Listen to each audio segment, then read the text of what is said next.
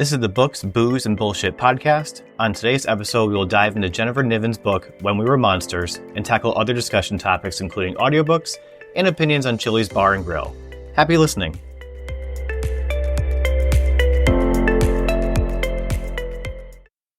Welcome to the first episode of the Books, Booze, and Bullshit podcast. I'm your host, Mike Jakubowski, and today I'm joined by my friends Sarah, Katie, and Nicole. Before we get into the book, let's start out with some fun facts about the group. I will start with Katie. Okay, so I would say my fun facts are, I'm a huge sports fan, and I'm from East Tennessee, so that means I'm a Tennessee Volunteer fan. And my first memory of my mother was her braiding my hair and teaching me the lyrics to Rocky Top, which is our unofficial fight song. And from the song, I like to say, I'm wild as a mink, but sweet as soda pop. My second fun fact would be that I lived in Dallas for 10 years, which was really fun going to a big city, but I fell in love with hockey. And I am a huge Dallas Stars fan now.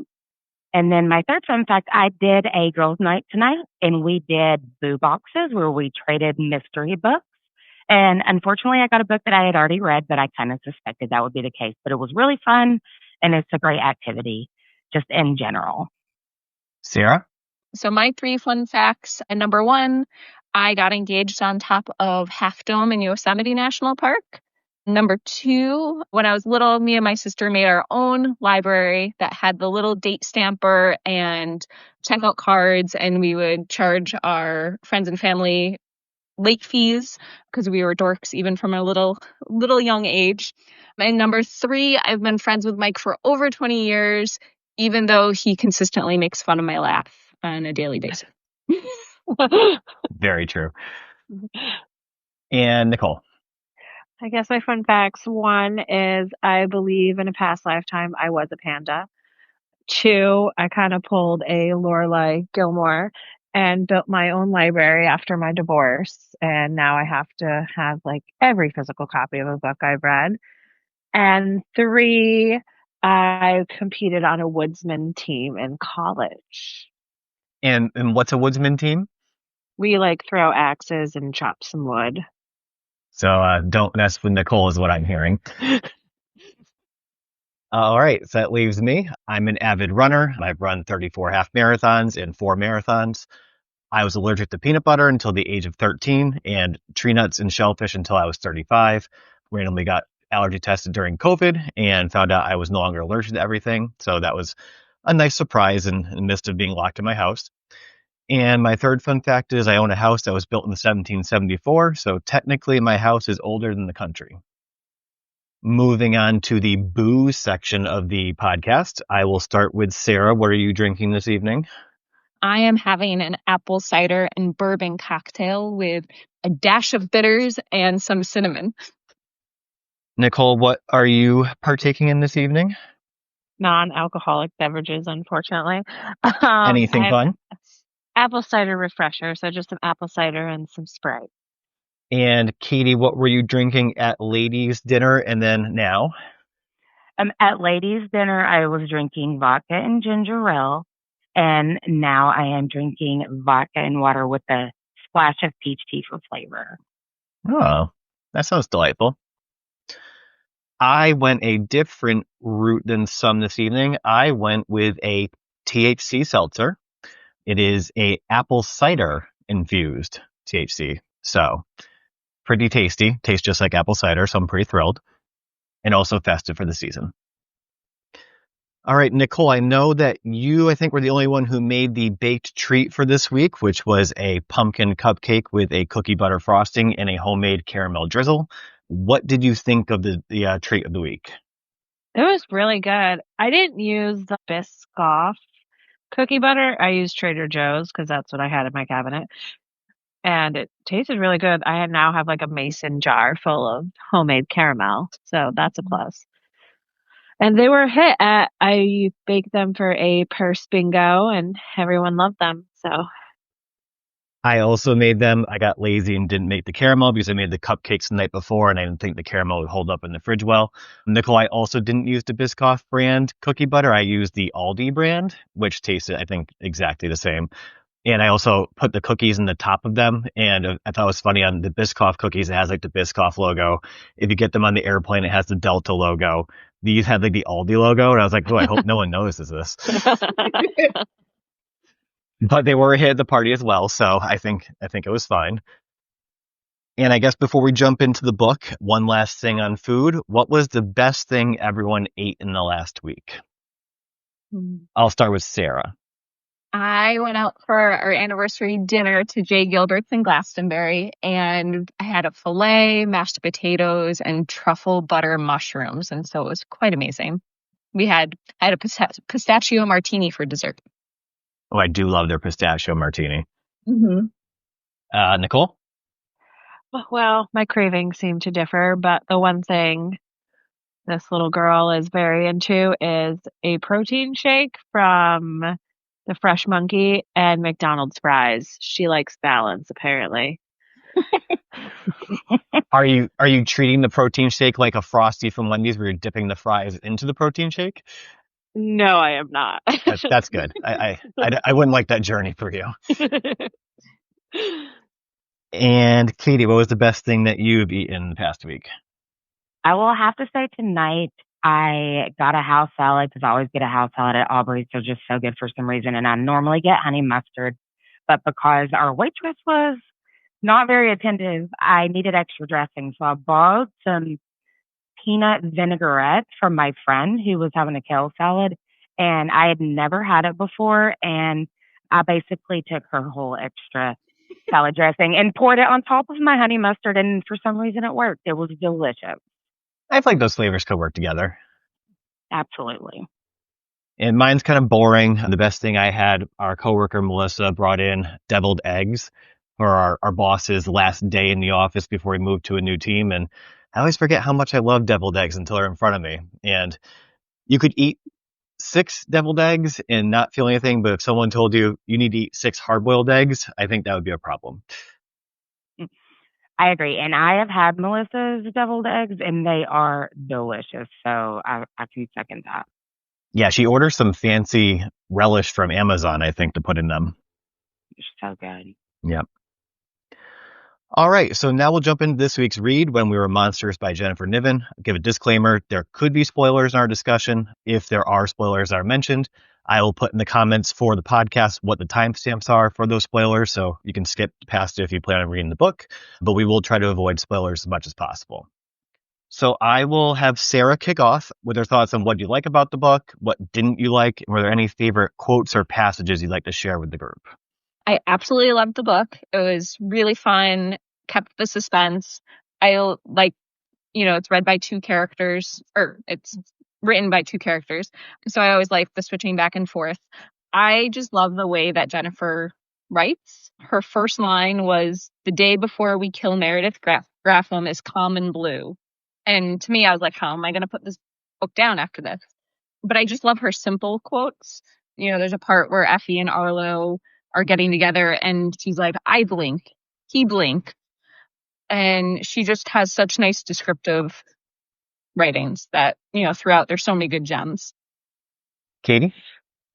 Yeah, I agree. I really enjoyed the book as well. I had never listened or read any of Jennifer Niven before. I'm really surprised now that I haven't. She will definitely be on my TBR moving forward.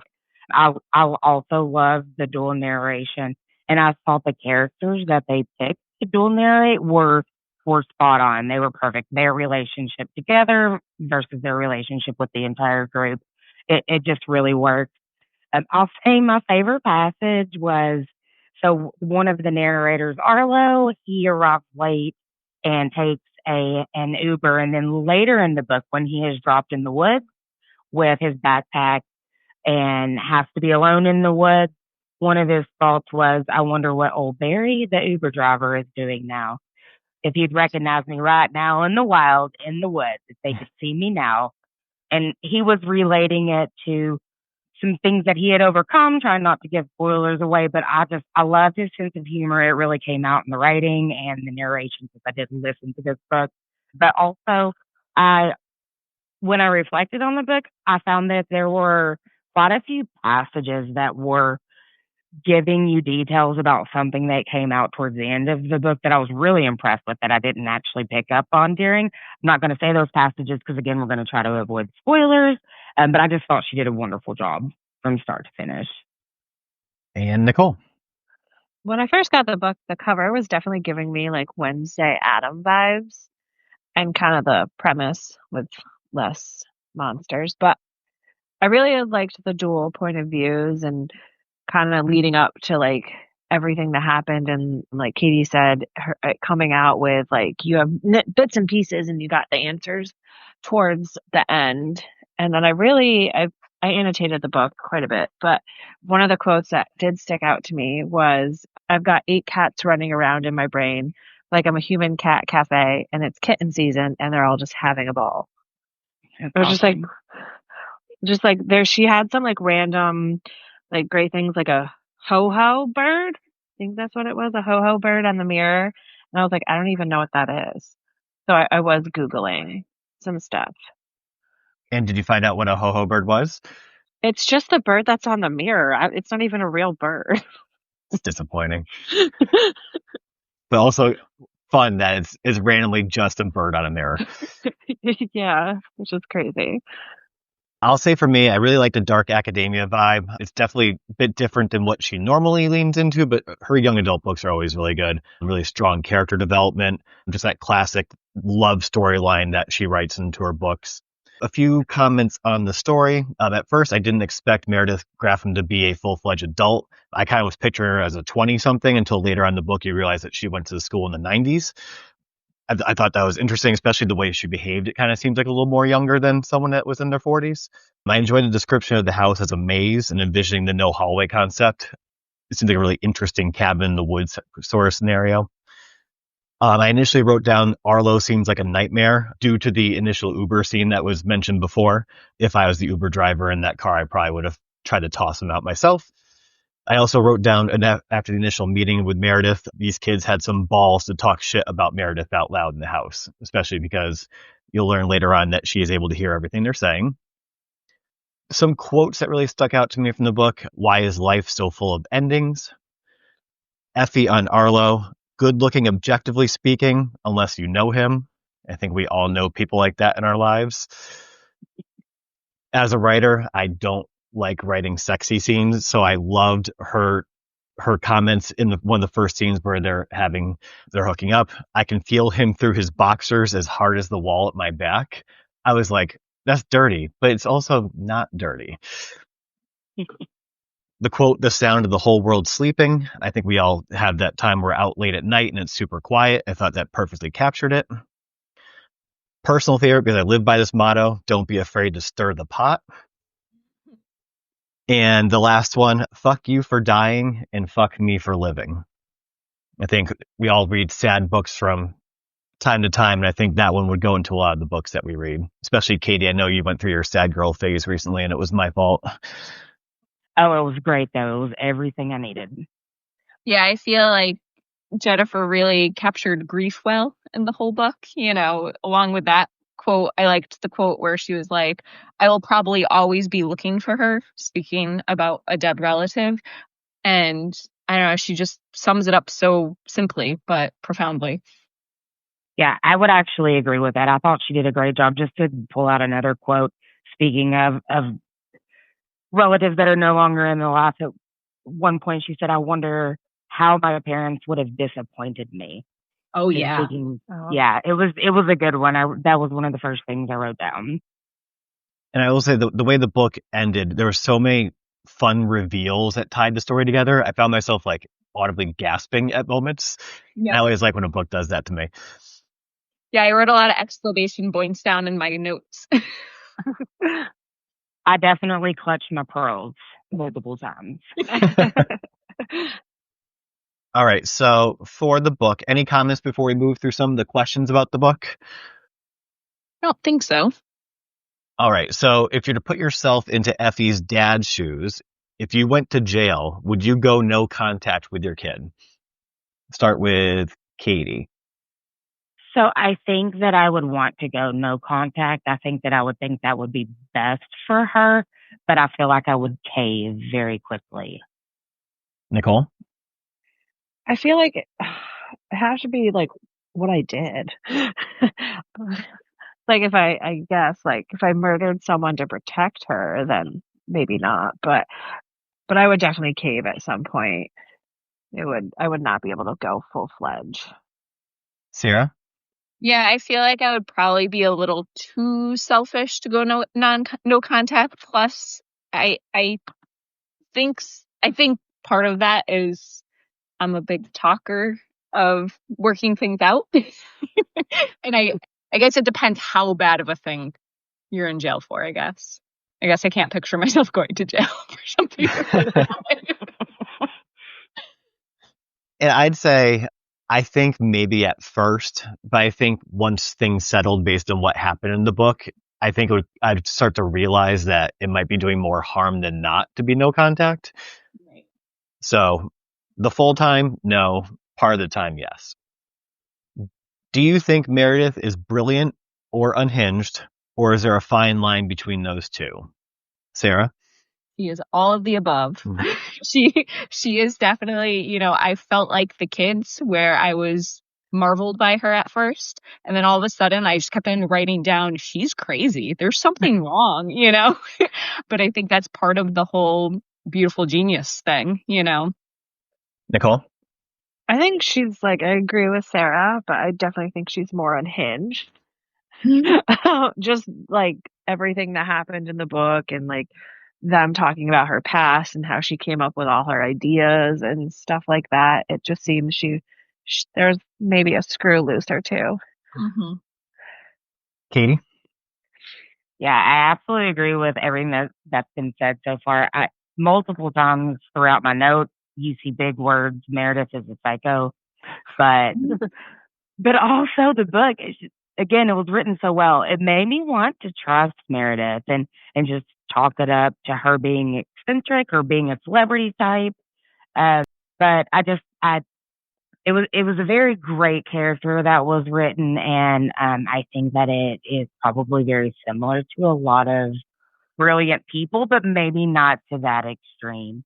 But I hope that she had their best interest at heart because she did do a lot for them with the suggestions that she made for their writing and things like that. But she was just psycho, as my notes say over and over again.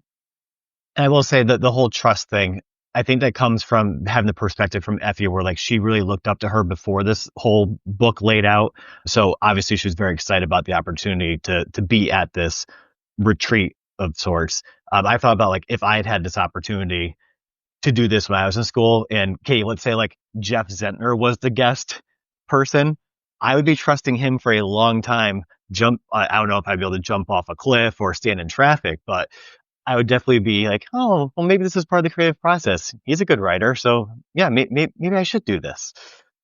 Yeah, absolutely. And just to like you brought up Gilmore Girls earlier, and I am just watching it for the very first time, and I kept thinking while reading this book, why are they trusting her? Why are they doing these crazy things? But then while watching Gilmore Girls, I saw Paris and just how desperate she was as a private school child to just be the best, excel, take advantage of every opportunity. And it was really great timing, honestly, to help me understand that that's probably a reality for kids and that get those kind of opportunities and just want to excel. And did you find the ending satisfying? I'll start with Nicole. I think it was. I think it brought everything together and how they all came together in the end. I wish we got maybe in the epilogue a little bit more from Arlo, just because we kind of got everyone else's story and we just got like a glimpse of what happened at the end with him or like in the future. Sarah? Yeah, I agree with Nicole. I definitely wanted a little bit more Arlo because by the end you just kind of love him.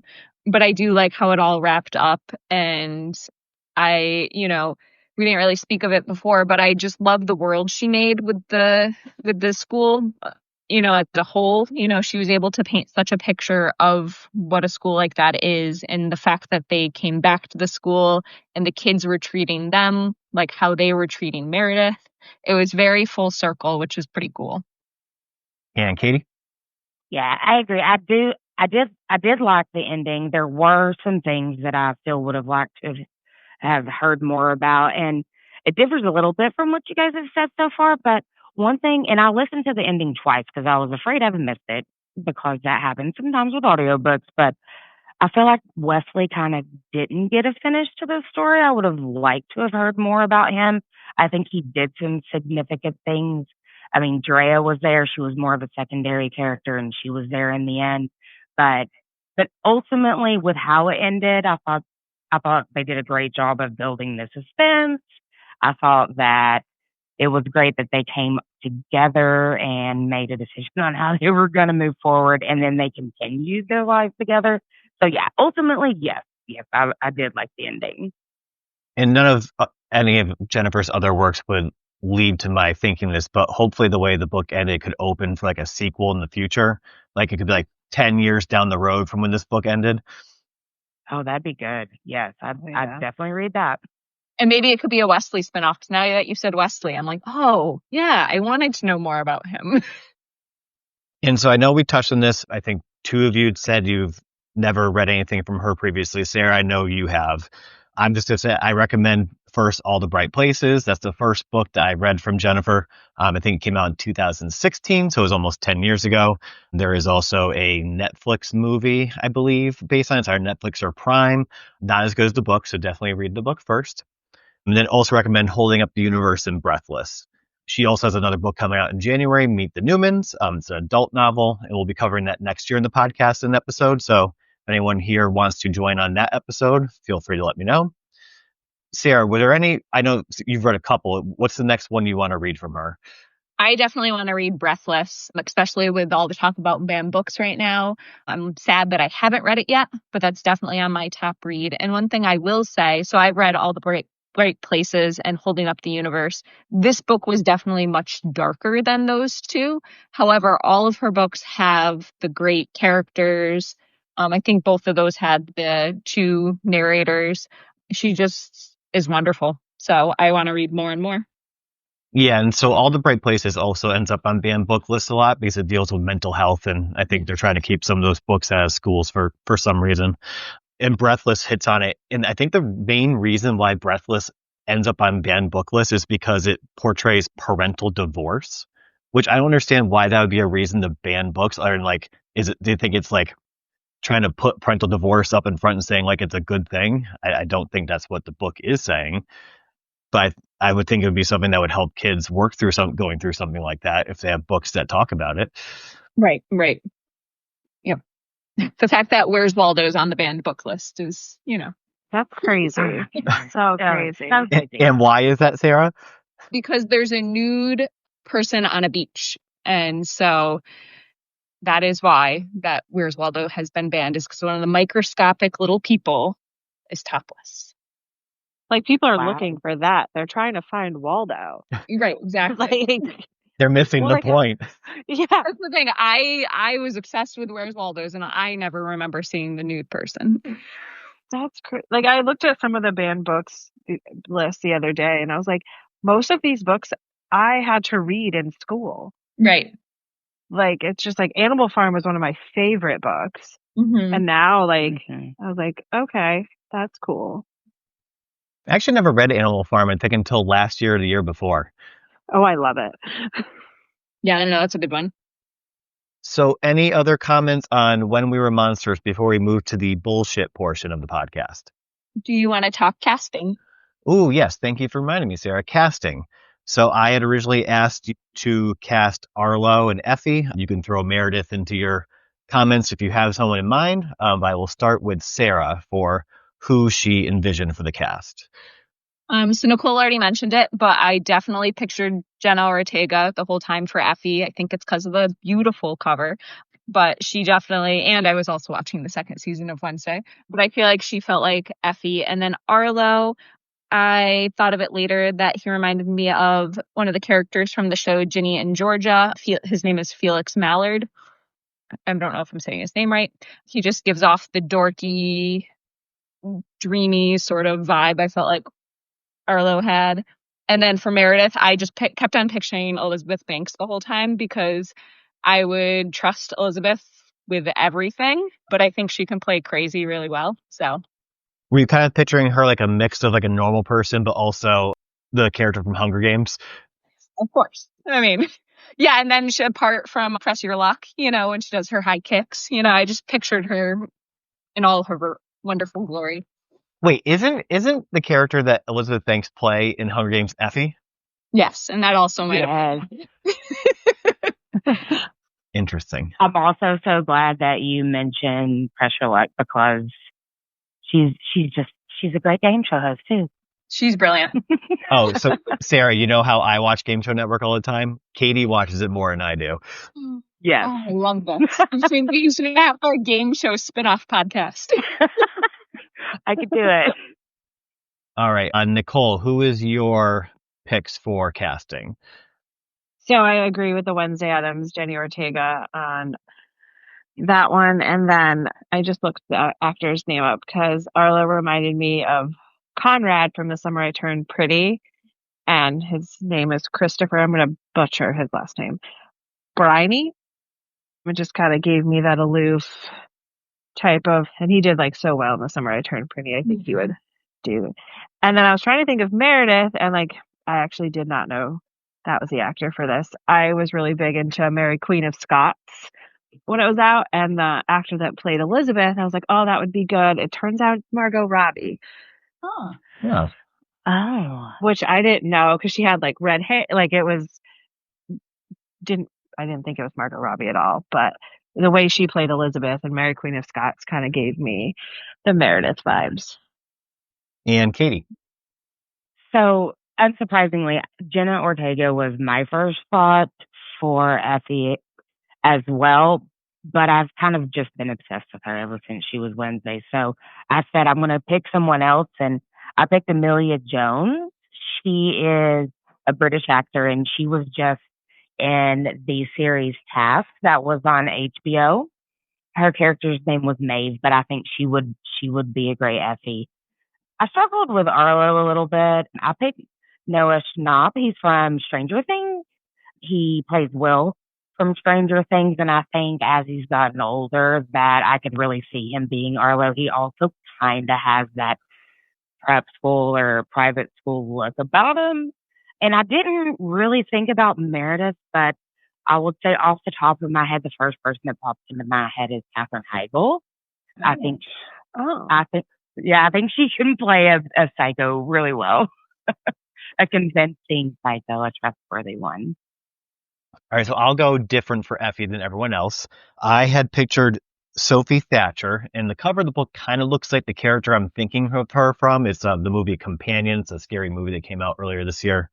She's more famous for the show Yellow Jackets. She's been, I think, in all 3 seasons of that.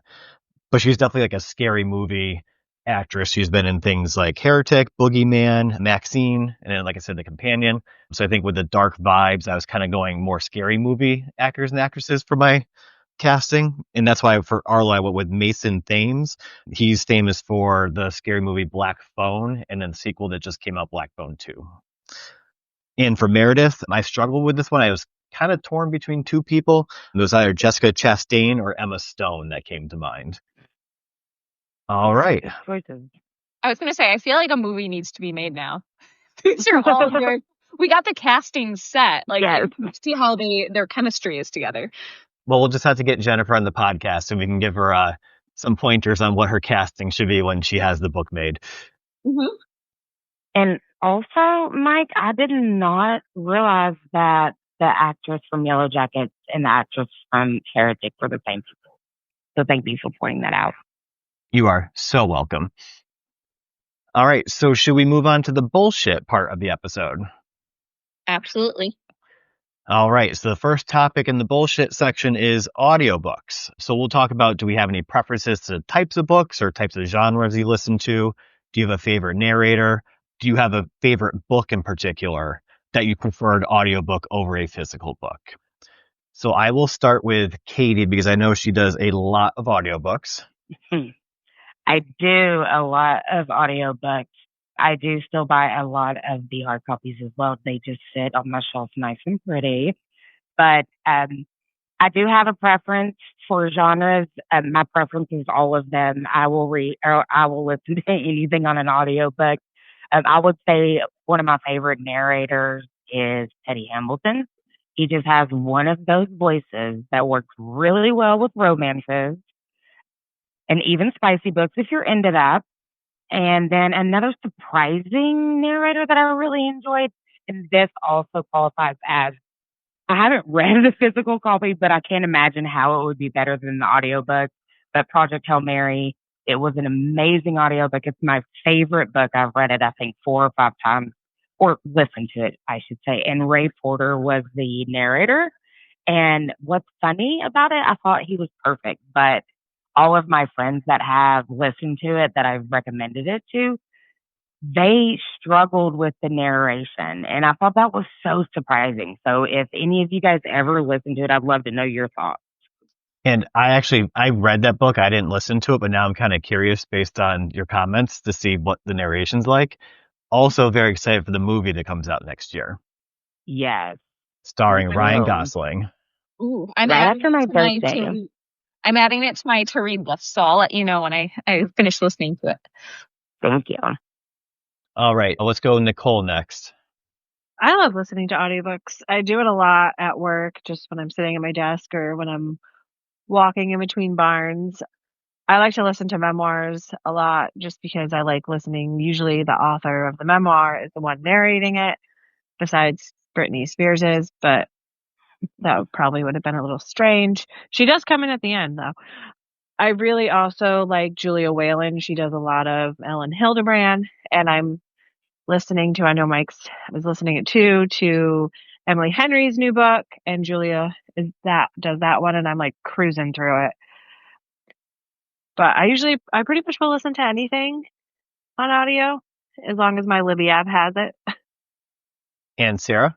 Yep, I totally love listening to audiobooks. I do it a lot when I'm commuting to races or going for walks. I really like when there's multiple voices. So this book for When We Were Monsters, I read most of it, but listened to probably about 30% of it. And again, like Katie said, the narrators were amazing. I can't do books that jump in time too much. I get really confused. I think I need to see the dates at the top of the chapters when that happens. So I've had to stop a few audiobooks and get the physical book because my little brain couldn't handle it. I don't particularly have a favorite narrator, but I have written down all the ones you guys just suggested. I really loved The Raven Boys by Maggie Stiefvater. I believe the narrator was Will Patton, which I didn't realize. I just looked him up before. He's an actor. And then I was going to say my other book I just listened to recently that I loved was Tom Lake by Ann Patchett, and that was Meryl Streep. So maybe I like it when actors read books to me. So those were some that stand out. And then the whole Harry Potter series. I never was into reading Harry Potter when I was younger, but when I was in college, I started listening to them, and that narrator is the best in the world, I think. So I started listening to Harry Potter because I have never read any of the books. Yeah. So I just finished The Sorcerer's Stone, and I agree. It was really good the way he narrated it. Yeah, I was sucked in finally, which I was glad because I knew I would like it. I just couldn't ever get into them.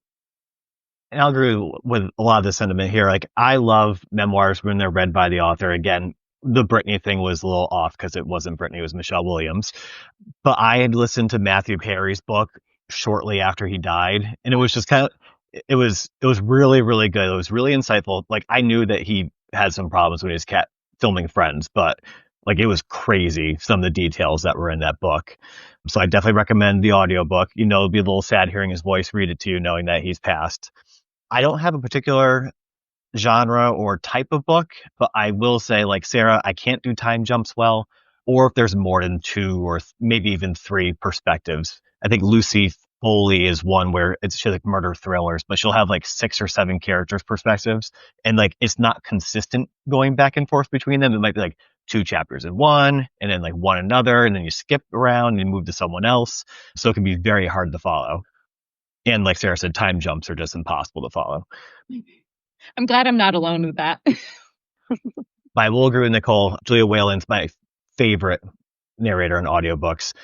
Like she said, I'm also doing the newest Emily Henry book. It's very good. I love that she always has the same voice for the male character. Like it never changes amongst all of her books. I know it's coming. I know it's gonna be very consistent.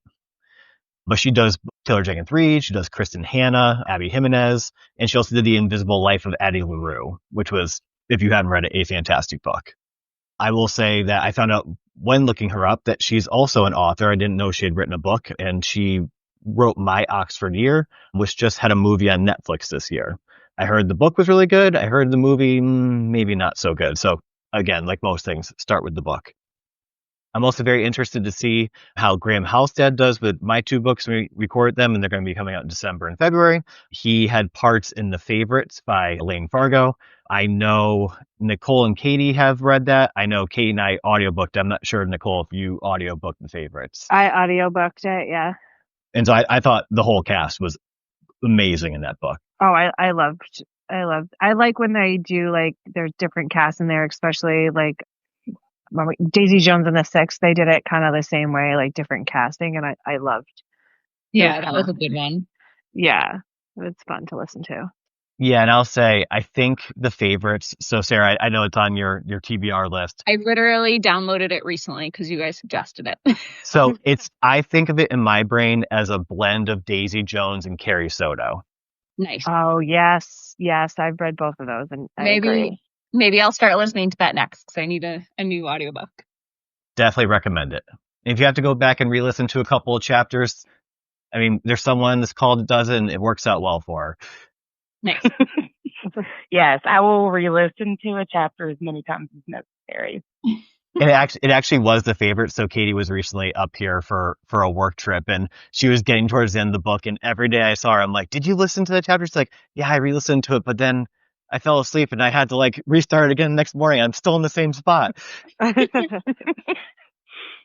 It is that I will say that there were multiple narrators, and I asked Mike ahead of time. I said, "Is it going to be difficult to listen to?" Because I do struggle with that as well. But because I struggled with that, I have not listened to Carrie Soto or Daisy Jones and the Six, and I now will do that now that I know that it's very similar to The Favorites, which makes me happy because they have been on my TBR for years. I will say, Daisy Jones was really good listening to it. Yeah, like I can't think of many books where I would tell someone that they absolutely have to do the audiobook over the physical. And Daisy Jones, the actor list they have on that is amazing. Anything else in audiobooks before we move to a hot button item on our agenda? So I'll just jump into it. Chili's Bar and Grill. I will give a little context. I worked at Chili's from 2005 to 2009 while I was in college and just out of college. I'm putting them on the agenda for this episode because I have some beef with them, especially with their recent menu deletions. Some this year, some over the years. I feel like they target most of my favorite things from the menu from when I worked there.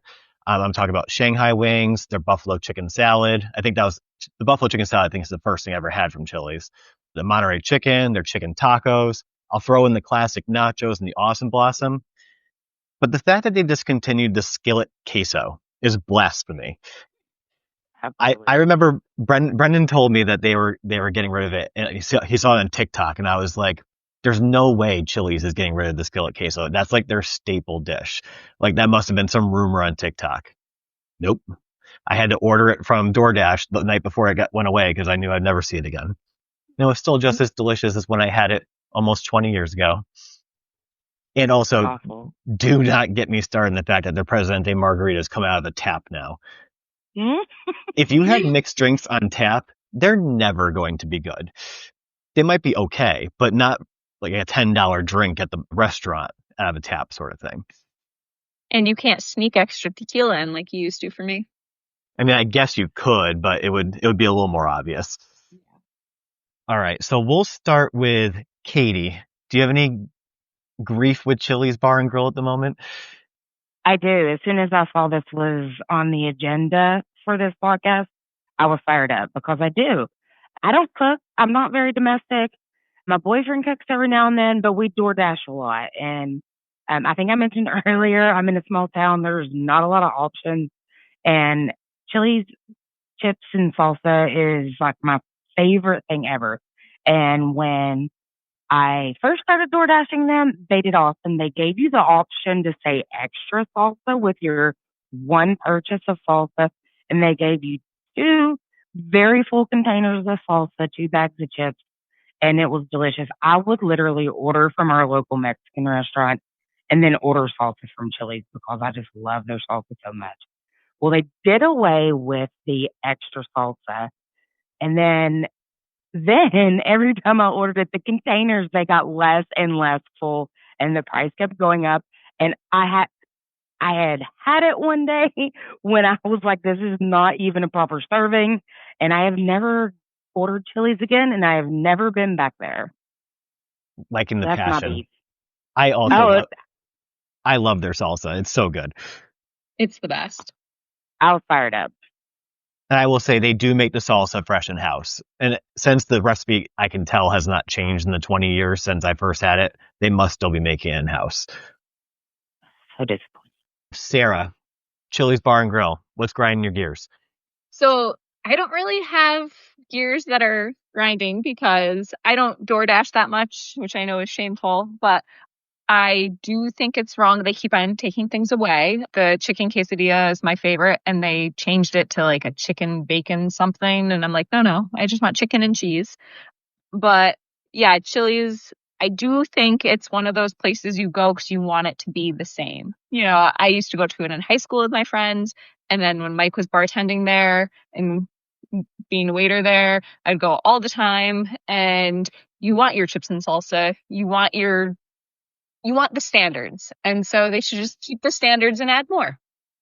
Yeah, one of the biggest gripes I would see online is that they got rid of their chili. And it's like, how can it be a place called Chili's and not have your chili? That is a little ridiculous. All right, Nicole, what has been your recent issues with Chili's Bar and Grill? I don't really have that many issues. I'm a big fan of their like triple dipper appetizer. It's pretty much everything. The only thing I ever really get. I DoorDash it a lot, and my friends go there. I haven't DoorDashed it in a bit because I would say my boyfriend has a gripe with them. What's his gripe with them? It kind of went through him one morning, and he was like, "Hey, can you take care of the dogs? Because I got an issue." And at first, I didn't know what it was, and then I came home and there's jeans in the washing machine. So I put two and two together there. But I do like getting their like mini molten lava cake because it's perfect size, and then you don't have to spend $12 on a big one. So. But what if I told you when they discontinued the queso, they also discontinued the mini molten cake? No, you're lying. Oh, I'm not lying. It's also one of the bigger gripes on Reddit right now. That's bullshit. Well, we are in the bullshit segment, so. Why would they do that? What? So here's a question: What do you do the standard triple dipper, or do you go off the three that normally come with it? Oh, I'm random. Sometimes I like the Nashville hot, or like what do I do? The honey crispers, or lately I've been like doing 2 orders with a boneless barbecue, like wings. It's always random. It depends on how I'm feeling. I will say one of the only ways I'll go in the near future to get Chili's, I saw a TikTok video that someone got their Cajun chicken pasta, but subbed out the regular chicken for the honey chipotle crispers. And I was like, that sounds really good. That does sound good. Yeah. All right. So Chili's Bar and Grill, if you're listening, you got to make some changes, man. Bring some menu items back. I've seen that people are not loving the new queso. I think that someone compared it to like the Tostitos out of a jar at the grocery store. Oof. Yeah, not great. Well, it's not No. All right, so our last segment of the podcast is the rapid response segment. The way this works, I give each of you 6 topics, and I want the immediate reaction that comes to mind when you hear it. It can be 1, maybe 2 words, but more than that's not really an immediate reaction. All right, so we will start with Nicole. Here are your 6 items. Little Caesars. Ew. Candy corn. Yum. The show One Tree Hill. Oh, I love it, Nathan Scott. James Lafferty did age so well. He had a show, I think, on Netflix for a season or two that was pretty entertaining as an adult. Like an adult, not like One Tree Hill adults. Oh. Afterwards, I'll find it for you. Blue cheese. Yeah. Love it, but currently can't have it. Socks with sandals. Ew. Oh my God. Please, no. Brad Pitt. Nah, he's okay. Young Brad Pitt? Yeah, every time I hear Brad Pitt, I just think of like the Shania Twain song. Got it. All right, Sarah. Okay. Fanny packs. Usable. Michael B. Jordan. Lovely. Cilantro. Yum, yum, yum. The show Two Broke Girls. I only watched episodes with you, but delightful. Applebee's. Disgusting. Candy corn. Sorry. Candy corn is delicious. Katie. Taco Bell. Amazing. Britney Spears. I like her better in my old age than my young age. Interesting. Olives. Delicious, but only from my friend's refrigerator. Tell me more. Sorry, that was more than one or two words, but that it's true. I don't know why I never buy olives at the grocery store, but every time I dog sit for my best friend, Stephanie and Chancey, I eat all of their olives. It just happens that way. I can't explain it. Trucker hats. No. Candy corn. Fun to paint. And the show American Dad. Oh, it's amazing. Isn't it? I've probably seen every episode like 20 to 30 times, if not more. Yeah, so me and my boyfriend have routines when we go to bed. Like I put in a murder podcast and then he turns on American Dad. It is just, it's our standard routine. We're like, okay, are we ready to get into sleep mode? And I'm like, check earbuds in. And he's like, check American Dad on every single night. I love that. It's great. American Dad was ours until I think we needed something you need to pay less attention to, and it became game shows. We're like, the later on the night game shows, you can kind of tune out. I think it's like 3 hours of Steve Harvey and Family Feud. Yes, it is. And you didn't ask for this, but I am going to plug another Fox adult cartoon that I think I don't hear a lot of people talk about, but our absolute favorite is Bob's Burgers. I love Bob's Burgers. It is. I think it's probably, besides Golden Girls, my favorite TV show that's ever existed. Sarah is actually just finishing her first run through of Golden Girls ever. Yes, we just finished it like a couple weeks ago, and it was such a delight to watch from start to finish. Oh, it's my favorite. From the time I watched it live when I was 5 years old, and I still watch it to this day. Yeah, me and my husband, we both remember watching it with our grandparents, but we never like sat down and watched it all. And so we decided, that was a part. And I was so sad when we were done because I'm like, it was just so genuine and happy. And it takes Sarah like forever to binge TV shows too. It does. I'm pretty slow. I had to take off work. I had to take off work when Betty White died. I was literally like, I had to talk to my therapist about it. I was so upset. And she was like 100, so it's not like that. But she was like our grandmother. I mean, she was amazing. Has everyone read the book, The Murder by the Cheesecake? With like Brendan's reading it right now. I own it. It's on my TBR. I'm wondering if anyone's read it. I think Mike, has Brendan finished it? I don't know if he started. I know he bought it because it was on a Prime deal one day. Yes, that's why I know. He told me to buy it as well. And he will only recommend that. He'll only recommend Kindle books because he says that the pages dry out his fingers and potentially give him paper cuts. So dramatic. I love that. All right. So outside of our bullshit segment, anything else to talk about this episode? I don't think so. This is great. This was wonderful. Yeah. Love it. All right. So thank you for joining us this week to discuss When We Were Monsters by Jennifer Niven. Next week, we'll be talking